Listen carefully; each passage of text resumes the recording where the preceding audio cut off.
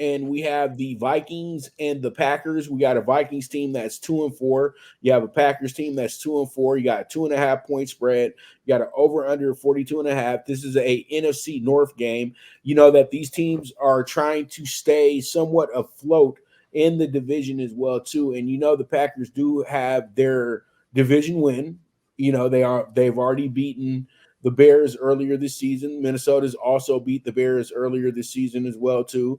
So, you know, there is a very, very good game on the horizon here between two teams that are very similar in a sense. I truly do feel that Minnesota is a lot better than most want to say Minnesota is, and Minnesota is actually 3-4. I'm sorry about that. And Minnesota is a team I feel that is, you know, getting better. And I knew that it wasn't going to take that long. Jeff, I told you on the show that they were going to be a good team. You know what I mean? A lot of people were already writing them off, throwing them away, but Minnesota has played a tough schedule. And then Minnesota last night showed all of us that, you know what? If we just chill out, relax, play some good defense, we can compete with any team in this league. And they went ahead and beat the best team in football to me. I know for other people, San Francisco is not. But to me, the 49ers are the best team in football. And they beat them last night. But they beat them in the right way. They took their time, they had patient drives, and they played good, steady defense. And they went ahead and they keyed in on all the weaknesses of the 49ers, and they executed a great game plan. That's why they were able to win this game. So I truly say Minnesota is turning the corner. They're becoming a better team. Now, the Packers, this team, I feel like is on the brink of being really good because Jordan Love's just trying to figure it out. He's trying to make it a little easier on himself. And they were so close to beating the Broncos on Sunday. They played great football. He figured out a way to get his team back in the game. They came back. And you know what? That's what you like about Jordan Love. He doesn't quit. And Jordan Love has been able to get his team back in games in a fun fashion. I would feel that he kind of is like a continuation of what Kaepernick was before he got hurt. And that's how he pretty much looks out there. And I think that, you know, Green Bay is a few players away from really being a really good team. I know that it's a work in progress type situation, but this team is still really good, in my opinion, because they're coached well. LaFleur doesn't get a lot of props because Aaron Rodgers was such a baby when he was there. But LaFleur has been a really good coach. And I feel like this will be a good game for the Packers to get back on the good foot. So I'm taking the Packers with the minus 135 here. And I think that they're going to be good money at Lambeau here. And they go to 2-0 in the division, Jeff. Your thoughts and who do you have winning this game? Well, when you sent me the script last night, I sent you my picks and then watched the Vikings upset the 49ers.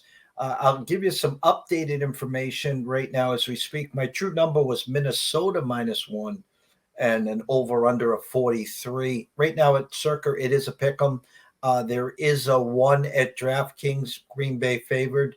FanDuel, Pennsylvania, Minnesota's favored by 1.5. So, again, everyone remembers what they saw last year. Denver, Packers at Denver with the ball with a chance to win the game, and he just threw a dumb pass down the field, got picked up. Thanks for playing. Showed flashes, banged up again, this team. Aaron Jones not at 100%. It looks like Christian Watson will be out again. A Minnesota team, no Justin Jefferson. But they drafted this guy no one was talking about named Jordan Addison, wide receiver, as you know, from USC, balled out again last night. Kurt showed some moxie last night. He's not going anywhere. I think this is a battle from Jump Street. I bought the hook. I took the Vikings up to 3. Vegas has this one 23-20 pops. First 1 to 23 wins this game.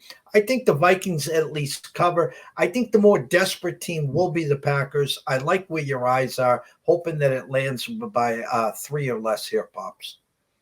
All right, sounds good, brother. Sounds good. And real quick about Addison, man, I did interview him back at the draft and everything like that. And I thought when he got picked by Minnesota that Minnesota probably had became the most potent passing offense in the NFC if everything went right. And pretty much they're somewhat there, but Jefferson's out. But Jefferson was still playing MVP like football.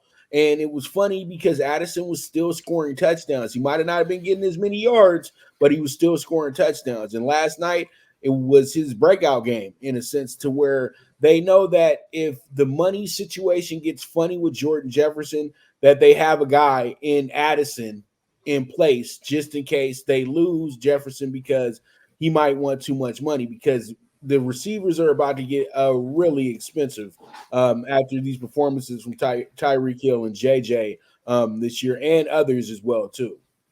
And I'll piggyback off of that. I think, and again, I don't have a crystal ball or I don't have any inside information, but we did know that this would be the last year for Kirk Cousins. So I applaud the Vikings on drafting Addison. Here's why: Addison was their safety net. JJ, if you want to play for the Vikings, you're going to play for our pay, not what you think you're worth. Otherwise, a la Stephon Diggs, there's the door, start stepping, because they're going to have a new quarterback under center. We have our number 1A wide receiver, and I'm not comparing Jordan Addison to Justin Jefferson. Don't take me wrong there, but the kid is good. And the fact is, they moved on from Dalvin Cook as well. So the writing's on the wall. Hey, we're going to pay you. We know you're one of the best wide receivers, but we ain't giving you, $20 million a year, $60 million guaranteed, because the one thing Justin Jefferson before a couple of games ago never missed a game. He had played 55 straight. The kid's a baller. He does play hurt. He is not a diva yet, like, let's say, Stephon Diggs. And I'm going to put A.J. Brown into that category too, because he started whining 3 weeks ago. And now, Jalen forgets about Devontae Smith and everyone else. So hats off to Addison. Just J.J., be careful. That's all. Yeah. And I'm with you. I'm with you on that. And Minnesota's just playing Minnesota football, Minnesota money ball. That's it. They don't ever want to overpay somebody because they've already had this movie before with the guy by the name of Randy Moss. So they don't want to do this again. That's the whole thing. And they've in Dante Culpepper and all. See, the list goes on. And Minnesota is just not good overspend on who people feel are superb players. That's the whole thing. And they know that they're going to only get so much, and that guy's probably not going to retire a Viking either. So, they get it. That's a team that just gets the long term of who they truly are. All right, let's go ahead and talk